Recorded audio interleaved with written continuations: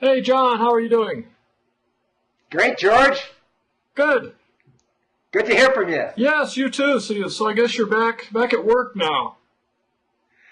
Yes, I guess you could say that. I have already completed 2 weeks teaching at Stevens, and it's good to be back in the saddle. I've got a good crop of students this fall. Oh, that's great. Which, yeah. Excellent. The best ever.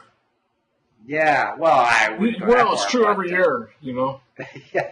I think I was talking with some other professors, and there seems to be a pattern that the students are better in the fall, maybe because they're just sort of getting ground down by the springtime. Yeah, And, as well, well that as makes faculty, sense. maybe. Yeah, then Yeah. you go for round two, and especially carrying a real heavy engineering curriculum too. Yeah, but also I have, I teach freshmen, so these are kids who have just come here right out of high school. That's great. And they are, there's some faculty you can imagine don't like teaching freshmen. I really like them because I feel like they're kind of a tabula rasa. Yeah.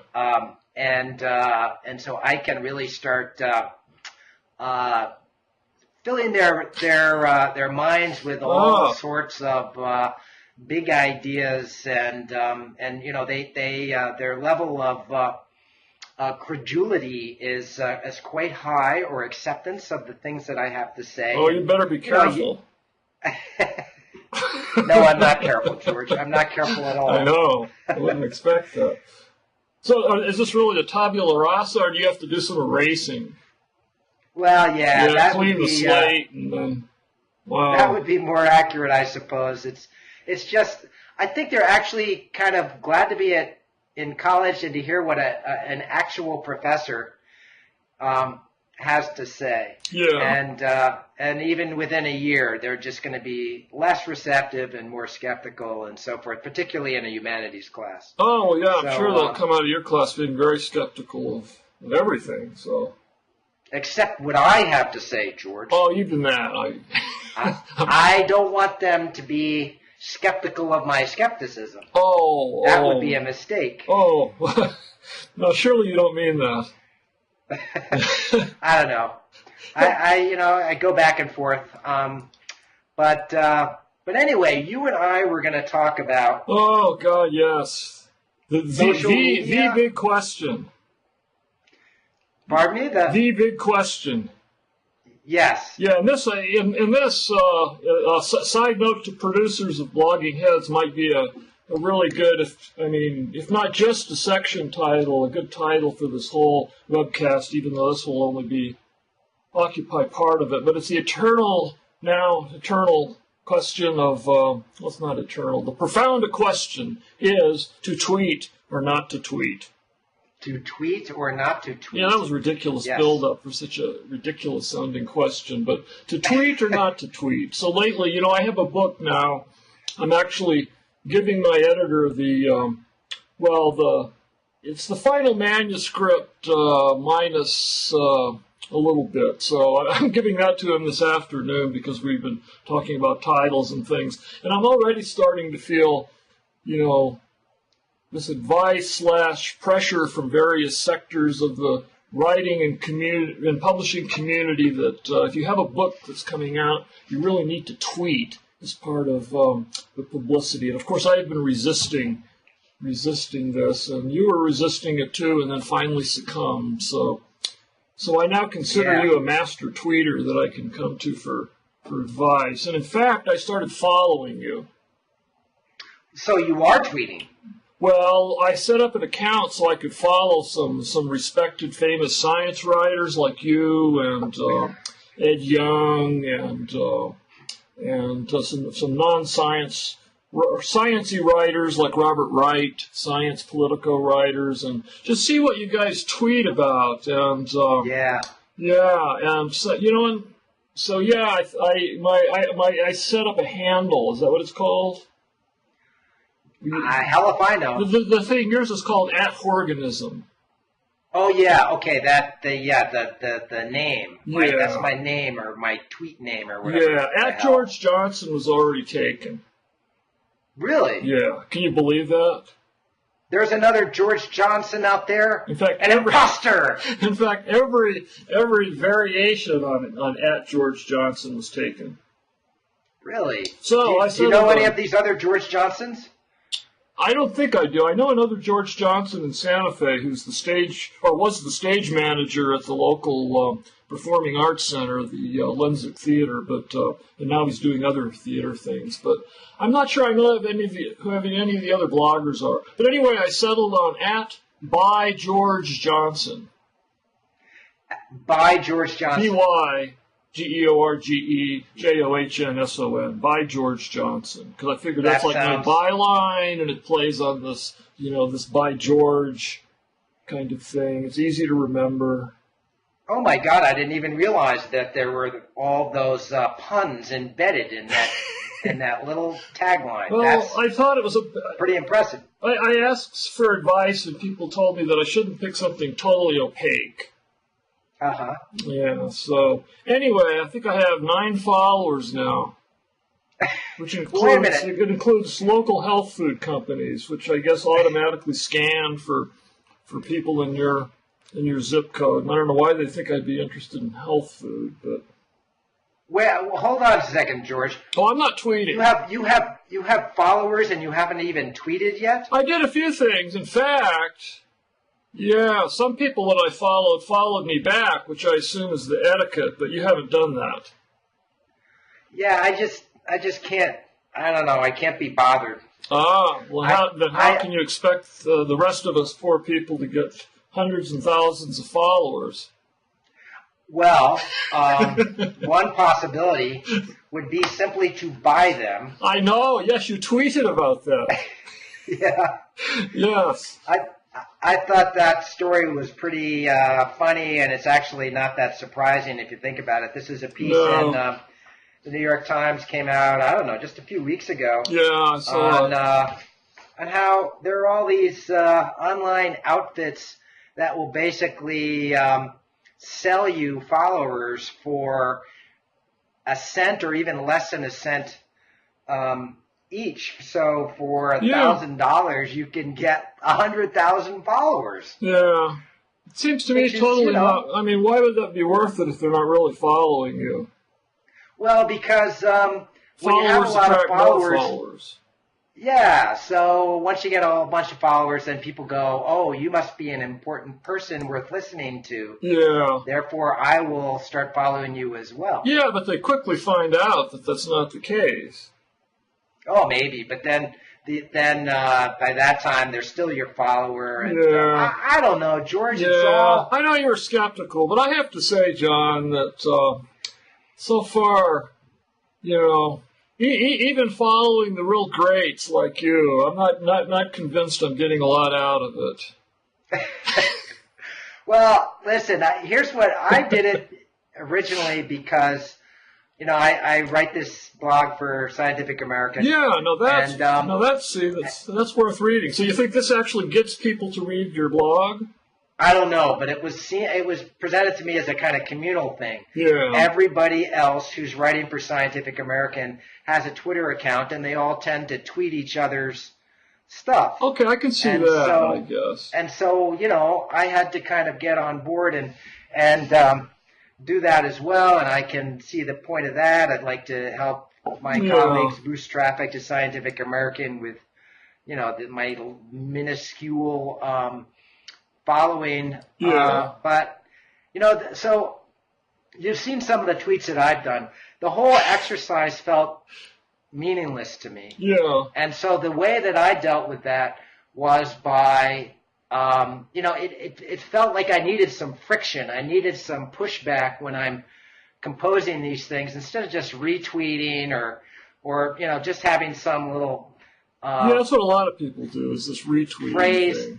Yeah, retweeting or just having a sort of throwaway comment on, I don't know, can you believe that idiot Clint Eastwood? Well, yeah, I know. I mean, in a way, I feel like there's something almost degrading about it. Something like, there are these people that write these great things, whether they're blogs or articles that are really worth reading, and then, And then do you really want to hear them just spout off the top of their heads about, their reaction to the latest mass murder or some movie or I don't know. To me, it almost like it dilutes the value of your byline if someone just becomes ubiquitous, and then you're just constantly hearing every little move on their vacation and. Yeah. Yeah. Well, my way of dealing with this was to start doing tweets as haikus and twikus. Yeah. See, I don't know about that. I mean that. But what? Yeah, this twiku thing. So it's a haiku is a tweet. Yes. Yeah. See, I didn't coin the term twiku. I thought of it, and then I checked on the web, and of course, it's been out there for years. You came up with it independently, then. Yeah. Like so many things in science. And I did, but it's definitely not original. And so now I'm kind of into it. I mean, there's some mornings where I feel this compulsion to tweet, and in fact, Valerie, who, as you know, is my girl. Pardon me? You've got a compulsion to tweet. I knew it. Some mornings, although it's funny because just in the last week or two, I'm not into it. But I went through a period when I was really into it. I'd first thing in the morning, I'd go to my Twitter account and I'd look and see what other people are doing. And then I'd see something that just inspired me, and I'd compose a little twiku. And Valerie thinks it's a total waste of time. Valerie, my girlfriend, and she can tell if I'm doing it because I count the syllables. You know, a haiku is 5 syllables, then 7, then 5, and I have the diagonal lines to mark the different lines of the. Oh, so you're a Valerie formalist. can see me counting with my fingers. And she goes, "Oh, my God, you're not twaikuing again. Stop that." I think I'm with Valerie on this, John. I don't know. Like a twiku about bringing your son to college, you know that. I mean, I can see how interesting maybe to family members, but to your millions of readers in the science millions of readers. World. Wait a minute, George. Do you know something I don't? Oh, well, I'm millions assuming, of readers. Where are they? I don't know. How many followers do you have? Well, right now I've got about 101,000 followers, less than Carl Zimmer. See, there's another thing. Yeah, I mean, what does that mean to have 100, however many thousand followers Carl has? I mean, Carl does all this great work. You know, he does a really excellent blog. He does all these articles for Discover, for the Times, for all the various places. He writes books and Playboy magazine. And then he's still like, whether I go on Facebook or look at or open my Twitter account or what's that other one where you make business connections? LinkedIn. Occasionally I'll open my page and then there'll be like the activity will consist of like 7 new things, which I guess are tweets that now can go cross-platform to all these other things. Pointing out new papers, and now I those kind of things I find a little more useful. So like if Carl or someone mentioned some paper that I might have missed, but so I can kind of see that. I'm just being devil's advocate here. I'm not trying to be. Listen, one person who talked me into tweeting was Bob Wright, and he said that he likes it because he's got a lot more people that he's got many more followers than I have, but he also has put some thought into deciding who to follow, and he says as a result he can go to his Twitter page and look at the tweets that came overnight and often find some breaking news stories there, and he thinks it's quite useful for that. Wow. Well, I guess if you really put a lot of thought into it. Yeah. I mean, I did have one, and this will make a good segue, actually. I've been following David Dobbs, who was a science writer who was an instructor at the workshop this year, who's just really plunged into the whole online world of science journalism, and he had a tweet about, guys hate that word, about this blog post that I guess was written by let me find his name here. The guy who was like one of the lead people in the new ENCODE project. Oh, ENCODE, yeah. Yeah, that just had this big, let's see, I'm going to find his name here. Ewan Birney, Ewanbirney. And it was Ewan Birney who was kind of writing this sort of very, very thoughtful, reflective musings in the form of a kind of a fake Q&A, a mock Q&A, questions and answers, things that people might be skeptically asking him about the ENCODE project and whether it had been overhyped and why he decided to really frame it in such a way that some people think it has been overhyped. So now we need to back up and say what ENCODE is. Yeah, so I just opened, it's funny, I saw this story yesterday morning when I was preparing for my classes, one of my classes, History of Science and Technology, and I like to remind them that history is still being made every day, and to draw their attention to what seem to be major science news stories. And I spot this story in the right-hand column of the New York Times, and it kind of caught me by surprise because it seemed huge. So this is the way I understand it. And then you tell me if you think I've gotten this right, because I think you've actually done more background reading on it than I have.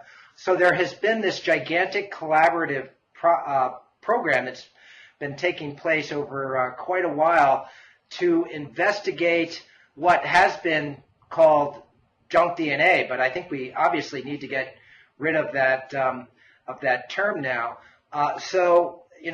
Once we decoded the entire genome, that was the Human Genome Project, we identified something like, I think it was about 30,000 segments of DNA that we can call genes because we know that they code for very specific proteins.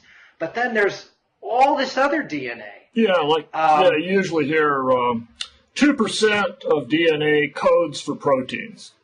So in the old Watson and Crick way that we all learned in school. That's right, and the term you hear is functional. So 2% of the genome is functional, and then there's all this other stuff. It's almost like visible matter versus dark matter in the universe. The vast majority of DNA is the equivalent of dark matter, and a lot of geneticists thought that it actually was not functional. It might have been functional in the past, but as a result of evolution, no longer. And there are a lot of suspicions that, and you and I have even talked about this, that maybe there was functionality embedded in there. But according to this new set of reports, I guess it wasn't just one paper. Oh, yeah, it's a whole slew of them. Yeah. Yeah, that in this junk DNA, there are fragments of DNA that act like switches or dimmer switches or regulators of the other genes and also of each other. Yeah. Oh, I'm sorry.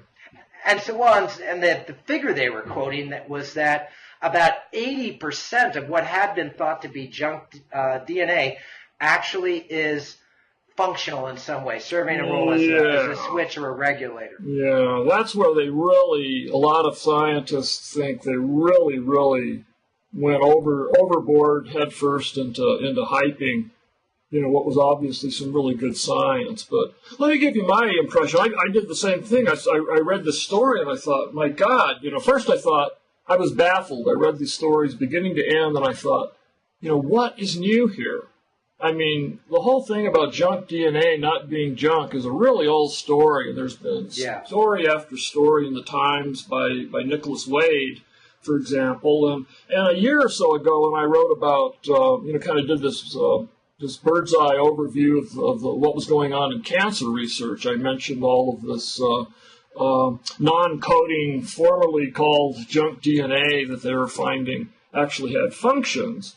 And So that part surprised me first, and there's nothing new about non-coding DNA acting as switches regulating the other DNA. In fact, from the very beginning, shortly after Watson and Crick, there was Jacob and Monod's famous paper on the lac operon, basically the idea that segments of DNA in the genome were controlling other segments in the DNA. So it's like you get this recursive complexity of genes turning other genes on and off, or pieces of genes turning other genes on and off, and then you got to the revelations that when you have a gene that's transcribed, where they peel off the nucleic acid sequence and copy it onto messenger RNA. So the classic thing, what Crick called the standard dogma, was that information is coded in the double helix of the DNA. It's transferred or copied onto messenger RNA, where you preserve the sequence.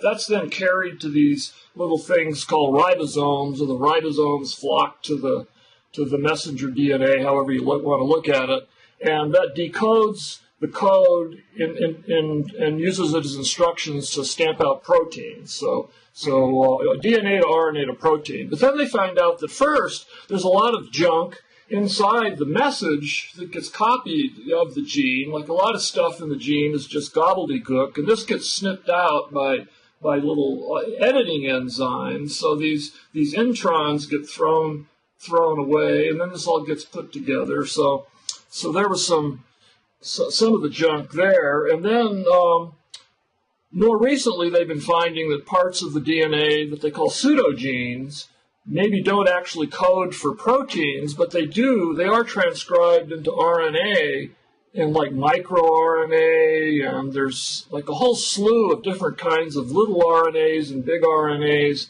and they play these regulatory roles. Like microRNAs will intercept a messenger RNA before it gets to its ribosome and maybe block it from being expressed into proteins, even though it's been transcribed. So all this has been going on, and they've been finding this stuff. So then I thought, what's new? I mean, this sounds like the idea of these regulatory switches is new, and it's just not. Then I realized that the big thing they were saying was that 80% of the genome, was functional, and that they'd found a function for it. At least that's kind of the impression you got. But then that turns out really to be very questionable interpretation of the research, from what I'm... Well, I read some of the. You sent me some links to bloggers, I think primarily, who were questioning that 80% figure, and even one of the authors of the major paper was commenting sort of on his own second thoughts about some of the wording in the abstract and so forth, and I didn't see it as egregious hype, actually, because what the functionality is defined as is that these fragments of DNA have some chemical effect. They do. Yeah. They have been identified as doing something. So it seems to me that that's a justification. I think that's going one step too far. So they haven't been identified necessarily as doing something, which is, I think, what a lot of scientists are arguing, that that's what we would mean by function. But yeah, they're chemically active. So they're saying 80% of the genome is biochemically active, but we don't know of that 80%, how much of that, whether it's all or most or a tiny fraction, is actually doing something inside the cell that affects that affects how the cell behaves. That's basically affects what they call the phenotype. The genotype is what's potentially coded in the cell, and how it's expressed to make that particular kind of cell with its particular function is the phenotype. And it's not at all clear how much of this extra new biochemically active DNA actually is actually expressed in the phenotype and has a function. Well, see, I had thought that junk DNA, almost by definition, was inert, that it did not have any sort of chemical consequences at all. Well, but it'll still a lot of it may not. It may not have consequences, but it's not going to be like Teflon covered stainless steel. Anything inside the cell is going to have some kind of biochemical reaction with something. Well, and of course, they defined it a little more narrowly than that. But the other figure that like in Ewan Barney, one of the leaders in his really good self-reflective blog post on this, he was saying the debate was between using the figure 20% as a floor and 80% as a high end, but they decided to leave out the 20%. Not just in the press releases, but like you look at the abstract of the paper. Yeah. So the journalists were really following the lead of the scientists, and particularly of Nature, which put together this just extravaganza of a package presenting all of this research. Like, if you go to the web page they put up simply for the ENCODE project, with all the links and videos and interviews, I mean, it's just, I think, unprecedented as far as, you just think of so many far greater, potentially greater, I think, discoveries that, got nothing like this treatment. Well, I think, unprecedented is too strong, I think. I've got a whole file of reports about, for example, just, coming out of the Genome Project and the joint announcements by Craig Venter and the federal program run by Francis Collins, and the hype is through the roof. But let me just ask you one thing, George. Gina Kolata wrote this piece for the New York Times, and it was really in strong language. And here was one of the most essential points that she made, to my mind. Mm-hmm. It was that the medical payoff from all our genetic understanding over the past few decades has been minuscule. It's been really disappointing. Yeah. Gene therapy has been a complete bust. The attempt to find genes associated with major complex disorders like schizophrenia and diabetes and heart disease has really been disappointing, especially when you're trying to come up with ideas for treating these diseases. Mm-hmm. You've got identical twins who both have different courses in terms of developing certain diseases. Yeah. And she was saying that these findings might resolve some of those mysteries, might provide a basis for truly effective gene therapies, might help identify mutations that when accompanied by some of these other genetic fragments that switch genes on and off, that might explain really with more precision why one person gets manic depression, say, and somebody else with the same set of genes doesn't. Listen, I know that I'm the one who normally thinks all this is bullshit, but I was actually pretty excited reading it. I think Gina Kolata is pretty careful, not always, but I tend to trust her, at least recently, when she has a big story like this. So, I don't know. Are you not as... Yeah, well, first I want to say two things. One, I'm not saying I don't think this isn't really valuable science. Like some people are saying that, this was just an attempt to justify in retrospect spending over $200 million on this huge project. I'm all for spending $200 million on big projects like this, and I'm sure lots of important science will come out of it. So I'm simply saying that, I really feel that there's a serious issue here of whether the scientists themselves really crossed the line in how they framed this and in how it was framed in Nature. And the result is that all these people are going around now that follow science news in the general public. And, they're saying, oh, well, the new news is that junk DNA is no longer junk. And not, and it's still very possible and very, that most of the junk DNA is indeed junk. And this, doesn't say that at all. It says, when you go back and see how they define functional, it really, isn't what I think most of us would think of as functional. This isn't, I'm really just drawing my opinion from reading what some other biochemists and molecular biologists have said and complaining about this, and I think they're mostly universal in agreeing that it's really important science. And an interesting blogger, I think his name is Larry Moran, and he writes this, he's a scientist, he writes something called Sandwalk.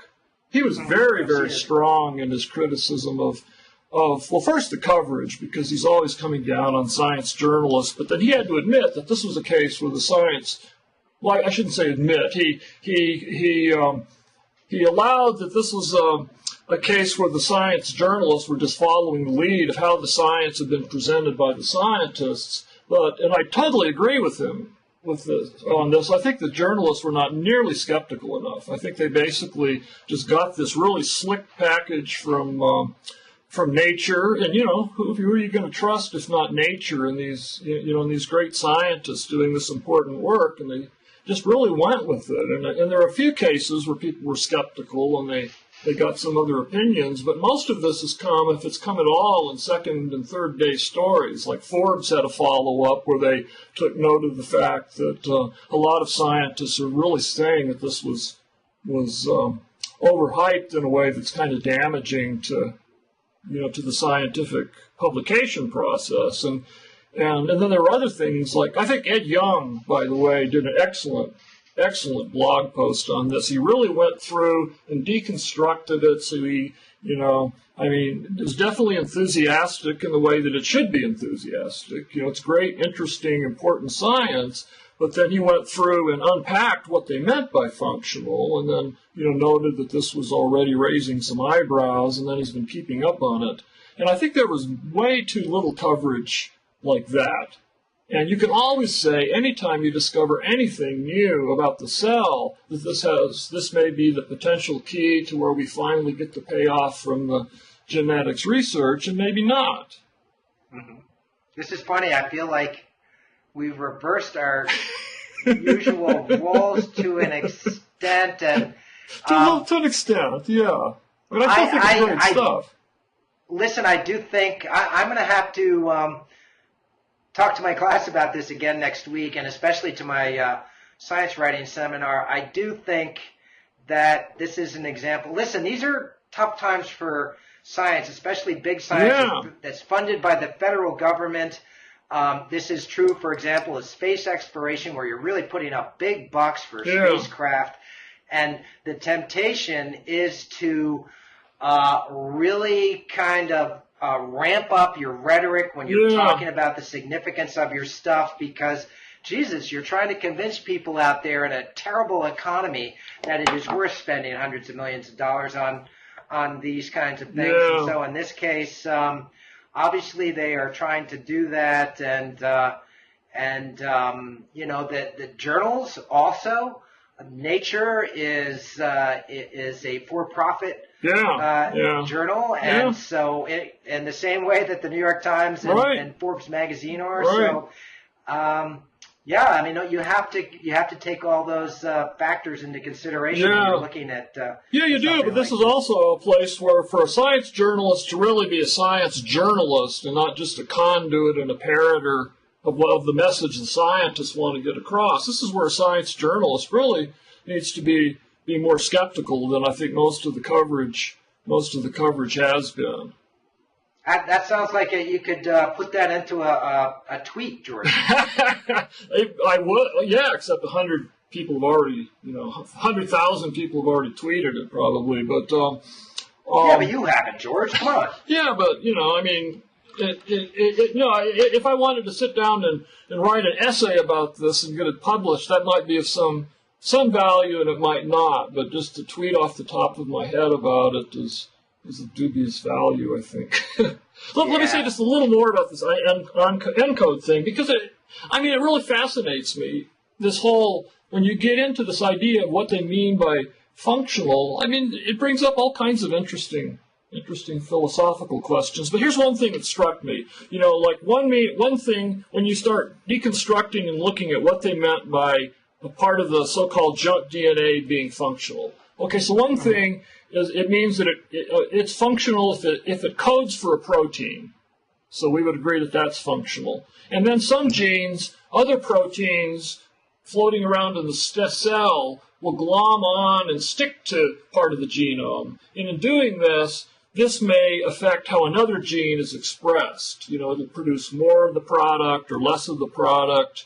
And that you would think was functional. You know, you'd agree. But then also, if you look at most of the genome, then according to this research, you can find that in most places, or not most places, in a huge number of places, like I think they said 20% of the whole genome, the protein is sticking to it, which might mean that this is one of the so-called molecular switches, the 4 million, ever so precise number that they came up with in some of the stories of new molecular switches. Or it might just be, flotsam and jetsam, DNA that's just glomming on and sticking to this and doing nothing. And it may be that evolution, has taken advantage of the fact that this happened, and then a function has, come through the sieve of selection that actually does something subtle or profound in the cell. But if you count that as functional DNA, even including the stuff that's just sticking to it, like lint maybe, that gets you up to 20% of the genome. And then you have parts of the genome that are they're being expressed as RNA, and that's all of this new non-coding RNA that I've written about, like microRNA.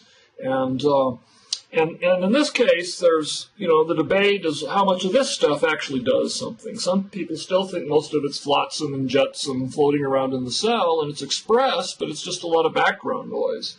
So if you add that in, and then you add other parts of the genome that might react chemically with something in such a way that it changes the structure or how the chromatin core, DNA is wrapped around this protein core, that changes how this flexes and curves and bends, and this can affect how genes are expressed and not expressed, or it can do nothing. And it's when you put all this stuff together that you come up with 80%.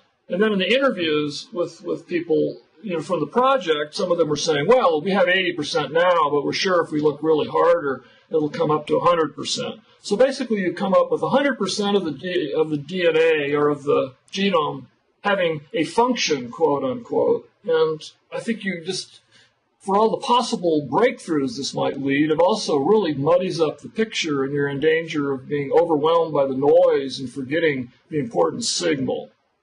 I mean, it's a little like getting a book and thinking maybe you can get more out of the book, say some really profound book, say Ulysses by James Joyce. And let's say you can get more out of Ulysses perhaps if you study it with the scanning, each page with the scanning electron microscope. And I'm sure you'll find all kinds of interesting things that have nothing to do with the meaning of DNA. So, wow, that's a great riff. I guess, if I'm going to look at this optimistically. I don't know. This is really, the reason I'm feeling so strongly about it is it just got me thinking. And, I don't know, but it's just got the thoughts churning in my brain in a really exciting way. And that's what I love about science. I've always thought that the concept of junk DNA seemed preposterous to me just because, my understanding of natural selection is that it's always sort of trying to use its raw materials. And so the idea that something is vitally important to an organism as DNA, that most of it wouldn't be doing anything, just seemed crazy to me. The sense that I've gotten, and I think we have talked about this before as well, it's emerged from some of the research that you've done for your book and these conferences that you've gone to, is that biology is in this weird state now where I feel like it's just beginning, really, and that there was a sense of more of a sense of completion 40 years ago when you had the genetic code falling into place, and as you said, that the sort of the dogma, the central dogma of Crick about how you go from DNA to proteins, and everything looked very clear, and it was astonishing that we had such a simple model of something as complex as heredity and also genes and how they guide the development of organisms from a single cell to, like something as complicated as we are. And now it just seems like that they're almost starting from scratch, and this new finding provides a kind of overview, really, of the mystery and of how much we don't know at this point. Yeah. And a lot of what they're saying, this 80% figure and even the term functionality, is just it's guesswork. It's wishful thinking about the future. And I think it's quite possible that it will turn out that pretty much the whole genome is functional, although functionality might be defined in the future in entirely new ways that we can't even imagine now. Well, there's some interesting counter-arguments against that. One is that, when they go back and do, now, and look at, when you really examine DNA closely, over the long term, you can really make a good case that a lot of the junk DNA is not being subject to selection. So it's really just kind of randomly shifting around, from generation to generation. And if it's not subject to selection, it's a little hard to argue that it actually is being exploited by evolution and then turned into a useful tool that's necessary for the survival of a cell. Otherwise, the same junk DNA, piece of junk DNA would be maintained, from species to species to species. And you can show, from what I understand, that that's not the case with a lot of it, that a lot of it is just flotsam and jetsam and, viruses that, wormed their way in and deposited some DNA, random shufflings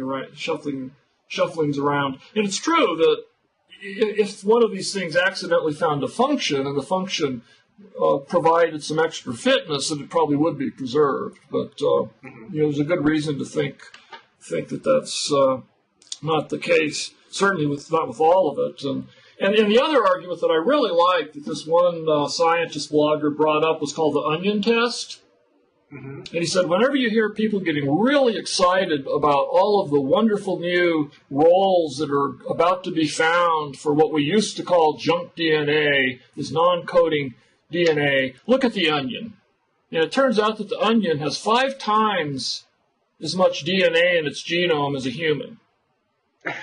And so you could say roughly on the order it has 5 times the amount of junk or non-coding DNA. So now if we follow the latest revelations and say, well, most of this, if not all of it's going to turn out to have vital regulatory functions that are going to help us, uncrack all kinds of mysteries and cure diseases that we haven't been able to touch. It's like, well, why does the onion need 5 times more regulatory overhead? All of this, the software regulating the hardware of the genome than the human being. And of course, there are even simpler organisms that have even greater proportions of DNA than the human being. And that's kind of an argument that, a lot of this stuff is just going to be junk. But yeah, we don't know. It's exciting, but I don't know. I think great science that may have overstepped itself in how it decided to present itself to the public. That's the argument that I'm kind of leaning toward after reading some of these blogs. I've always felt that one way to judge the progress of our knowledge is by looking at applications, and I think it's really significant that gene therapy has proven to be so difficult. And so one way that I think we can judge in the coming years whether or not this is a legitimate breakthrough is whether the knowledge will be applicable to genetic treatments, whether we're going to get some treatments out of it that are based on the knowledge of these supposed switches and regulators and so forth. And we'll see. I mean, if it's real, I think there should be tangible consequences out of it that actually help people overcome diseases. Well, so they should certainly keep putting money into it. I mean, into all of these things. Yeah. So, I mean, that part is great, but so I mentioned how much would you get out of Ulysses if you decided to read it with a scanning, tunneling electron microscope and analyze all the reactions of the ink against the page, and so I'll say that again so we can use it as a segue into your latest project on your Scientific American blog, which has been reading Ulysses and then commenting on it in a blog format, which I guess is known in the vernacular as blogging Ulysses. Well, gee, I didn't even know that there's a term for that. But yeah, like blogging the Bible. That Slate writer did a book called that. Oh, I see. Well, okay, yeah. So I think I told you last time we spoke that I bought a Kindle at the beginning of the summer, and so then I started downloading all these free things onto it. And at some point, I thought, hey, Ulysses, can I get that for free? Turns out you can. So I downloaded it, and then beginning on, I was up in Nantucket Island with my girlfriend, and I thought, I'm going to reread Ulysses. So I read it in, I don't know, I think 1981. I took a class in modern literature, and one of the things that we read was Ulysses. I plowed all the way through it, and I remember it being difficult, but rewarding. A lot of it I found very obscure. So I thought it'd be sort of fun to see how I feel about it now. And I was so into it. I just loved it, George. I don't know if it was reading it on Kindle or just reading it as somebody who's a lot older now.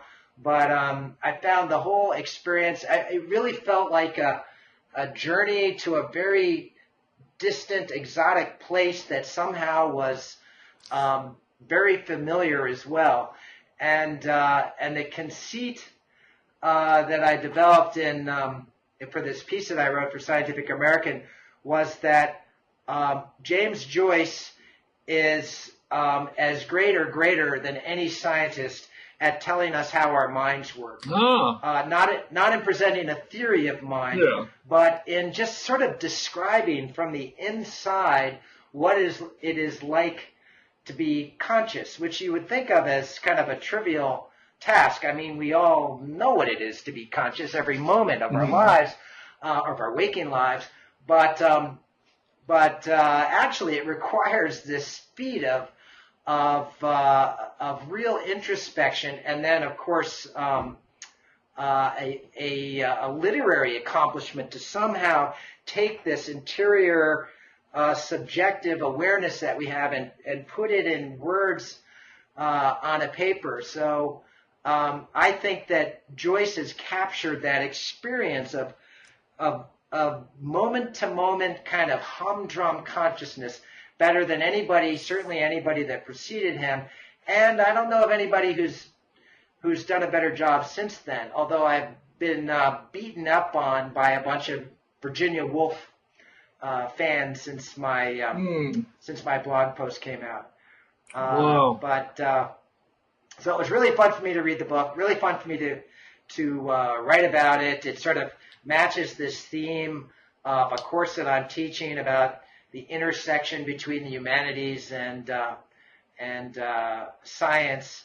I also had a section in my post where I pointed out that there's some really nerdy kind of sciencey material in Ulysses, especially when the main character is Leopold Bloom. He's this kind of Jewish jack of all trades.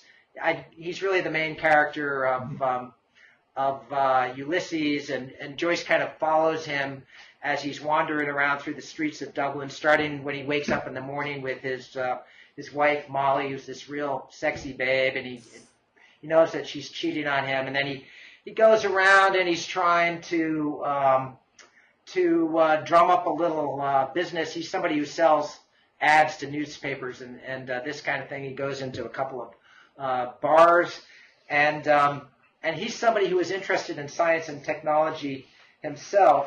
And there was a passage that I don't think I really noticed the first time I was reading Ulysses, when he's in a bar and talking with some of these other Dubliners about, all kinds of shit.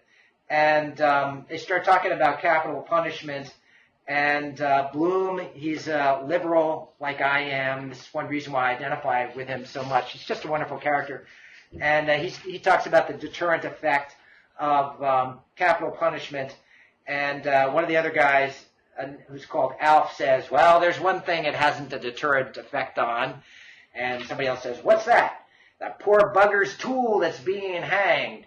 That's so, says Joe. God's truth, says Alf. I heard that from the head warder that was in Killahanem, that when they hanged Joe Brady, the Invisible, he told me when they cut him down after the drop, it was standing up in their faces like a poker. So you realize, of course, that they're talking about the fact that a lot of people, when they're hung men, they get an erection. So these guys are talking about it. And then Bloom intrudes with this scientific explanation of why you get a boner when you're hung, and all the other guys are like, "What the hell?"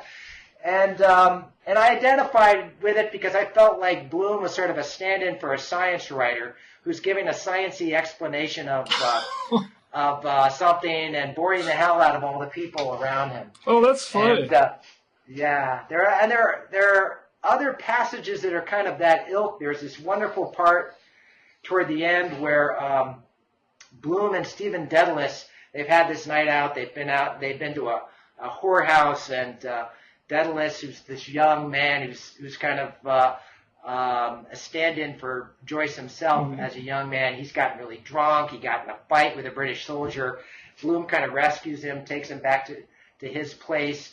And there's this whole passage that takes the form of a Q&A, and it gets, again, very kind of detailed and sciencey. There's some wonderful passages inspired just by Bloom turning on a tap of water to fill a kettle in his kitchen about where the water comes from, the elaborate system of supplying water to Dublin from a distant reservoir, and that leads to a riff of all the different manifestations of water as steam and liquid and ice around the world. But I have a spare. It's both very detailed and empirical and just beautiful and poetic. So, I had to write about it. Time for a new battery. Yeah, actually, I have a new phone here. I think I need one for my phone, too. Yeah, anyway, I've said enough about... Yeah, no, I thought that was great. And let me just ask you, have you read Ulysses? I have not. And now I feel like I've really missed something. No, I think all you need to do is read my blog post, and that would be plenty. Oh, good. Yeah, that's the great thing about the web. But there are a lot. There's a whole cult of Ulysses lovers out there. So I actually got a lot of feedback on that post that I wrote. Oh, that's great! Wow. So it's a whole new community that you've reached. Yeah, I guess. Yeah, and you do the Irish brogues very well. I can hear the Irishman in you coming out, from deeply buried there in its genetic core. Well, it's funny because now I'm thinking of writing. I'm sort of inspired to possibly write something in stream of consciousness. I don't think anybody who's going to want to read it, but I think it'll be fun for me to write. Yeah. I think a lot of people might indeed want to read it. Yeah, well. We'll see. All right, so we don't have all that much time left. Yeah, I think you want to talk about your wonderful New York Times book review on Jewish physics. Oh yeah, right. That was an interesting book. I meant to bring a copy to my desk so I could show the cover on Einstein's Jewish physics. And when I first got this book, the editor at the New York Times book review asked me if I wanted to review this, and I thought, well, that sounds interesting. I mean, I'll look at this, and you see this title, and you don't expect to hear the Einstein's Jewish Science is the title, and the author is Stephen Gimbel, and you hear the phrase Jewish physics, which is mostly what you hear other than Jewish science, but Jewish physics, it's basically a Nazi slur. The whole thing was that Einstein was considered an enemy of the Nazis for obvious reasons, and he was an enemy of the Nazis, and they were deriding relativity and all of this as just kind of this ridiculous, fantastic, non-reality based philosophical musings meant to confuse the poor Aryans and undermine undermine our belief in reality. And Philip Lenard, this one of the German Nazi sympathizers, to say the least, really I think coined the term Jewish physics, or at least really popularized it, and it was just, totally this anti-Semitic nonsense. And it's really interesting how Stephen Gimbel, who's a philosopher, has taken this idea and then just kind of riffed on it and used it to say, well, was there something about Einstein's science that might have reflected the fact that he was Jewish? I mean, he's not saying that it would take a Jew to come up with this profound ideas of relativity, but he's wondering if there's something in the Jewish religion or philosophy that you could call kind of inspired. So, yeah. Well, yeah, I'm looking at one line in your review, and this is, I guess, where he's kind of summarizing this suggestion that there is something Jewish or even, I don't know, Judaic, religiously Jewish about Einstein's insight. And this is Gimbel, you quoting him, the heart of the Talmudic view. Yeah. Talmudic studies being a kind of an attempt to interpret the Bible with a recognition that there is no absolute correct interpretation. The heart of the Talmudic view is that there is an absolute truth, but this truth is not directly and completely available to us. It turns out that exactly the same style of thinking occurs in the relativity theory and in some of Einstein's other research. And I just thought, I don't know of any, I'm kind of a fan of theology, and I think pretty much all theology I'm aware of, whether,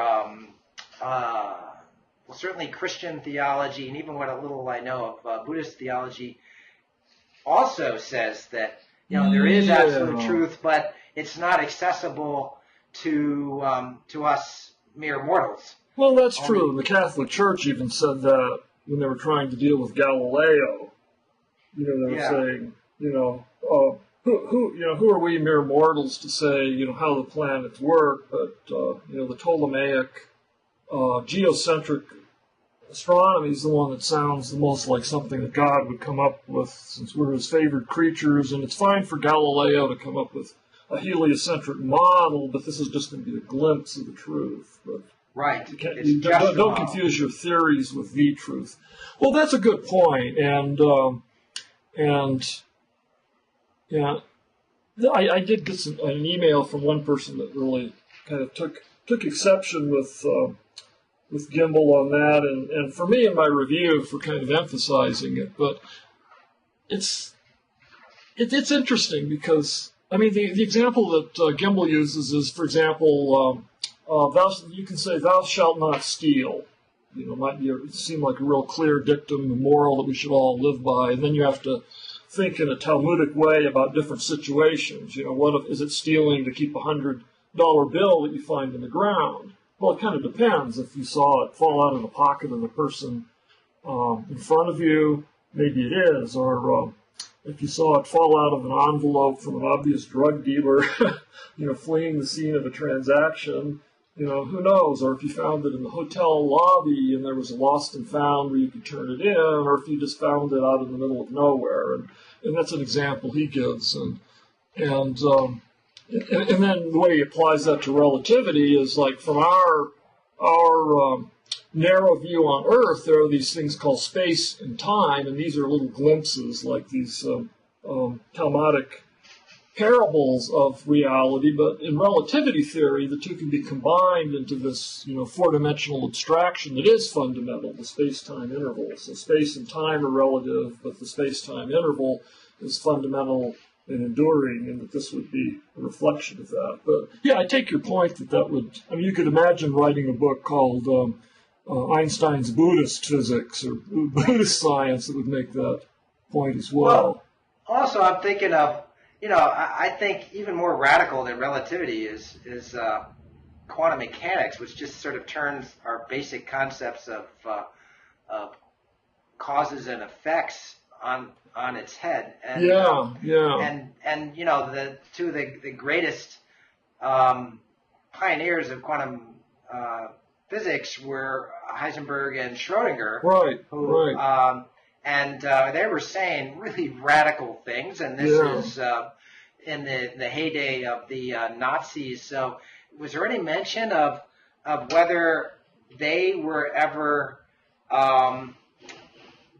criticized by kind of hardcore types like Leonard for well, Leonard hated all of that stuff. You know, but his idea of science was that it was experimentally based. That, you know, experiment took the lead always, and then the theorists explained what the experimenters found. And of course, you know, just around Leonard's time, this was really reversing, so that the theorists in physics were leading the ways and just kind of you know, coming up, you know, through pure thought. With directions to point the experimenters in to look for verification of theories or to overturn them, to refute them. So he gets into all of that. And what I really liked about the book, and I've been a little slow on the draw here because I forgot we were going to talk about this, and the review was published. It was published in early August, and I actually wrote it back in April.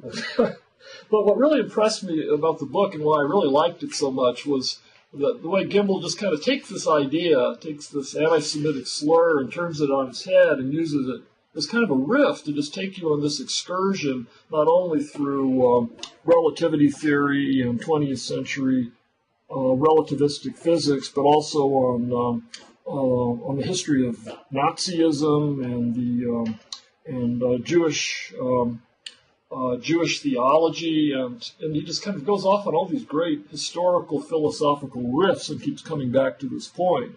And in most cases, one by one, he dismisses the argument that you could call Einstein's physics or relativity, that you could call it a Jewish science. You know, for one thing, he makes the point that often gets overlooked, that Einstein was not a particularly religious person. He had a very, you know, kind of secular God is in the laws of the universe kind of view of Judaism. He was not really a practicing observant Jew. And you know, he goes through and dismisses that. He goes through and dismisses things that are pretty obvious, I think, to anyone, you know, but a Nazi, that, you know, that relativity was politically inspired by some anti-Nazi sentiment, and that it had something to do with you know, the undermining influences of 20th century art. Philosophical Dadaism, as one German scientist referred to Einstein's theory. And he just kind of uses this as sort of this vehicle to do this tour de force of all of these interesting ideas that you wouldn't normally think would be connected in one book. You know, I just have to point out another irony of looking at physics in this way, is that in some respects, Einstein was very conventional and committed to a classical way of thinking about the world. As you know, I mean, he was resistant to the theory of quantum mechanics, or the interpretation of quantum mechanics being offered by Niels Bohr, for example, and others, which were really challenging kind of the fundamentals of all science, and how one thing leads to another, and our notions of space and time in ways that were even more radical than relativity. And Einstein was sort of an old fuddy-duddy. Certainly in that regard. One of the points I tried to make in my review was, you know, I mean, the Nazis were representing relativity theory in the way that it's often, you know, misunderstood, especially by people that want to use it in some, you know, that consider themselves detractors without knowing enough to be detractors. But that relativity theory is saying everything's relative. There's not any kind of standard. It's all up in the air. It's a big postmodern free-for-all. When it's exactly the opposite. You know, it's saying that there is an absolute, which is the speed or the velocity of light, and the speed of light, you know, you set that as an absolute standard, and you get the space-time interval, you know, in which you combine space and time into this great four-dimensional geometry And in this case, everything, becomes very, very orderly and beautiful and crystalline and exactly the opposites of the way that Leonard and these people were portraying relativity. Right. So it's interesting. And then, of course, when Einstein's presented with these ideas for quantum mechanics, which overthrows that to some extent, although, if you look at like the Schrödinger wave function, there's still, real, causal kind of purity to it. It's just with the particular instances that come out of the function, how events break out of the possibilities where you get acausality. But he hated that. And, this whole thing about God does not play dice. And right. And Bohr said, quit telling God what to do. Telling God what to do. Hey, George, it's a good book. It's a good book. It sounds like it. We've run out of time. Yeah, we're at an hour and 6 minutes. So anyway, good talking to you again. Maybe another month. Absolutely, I'd love to. So, all right. All the best, and talk to you soon. Sounds good, John. Bye.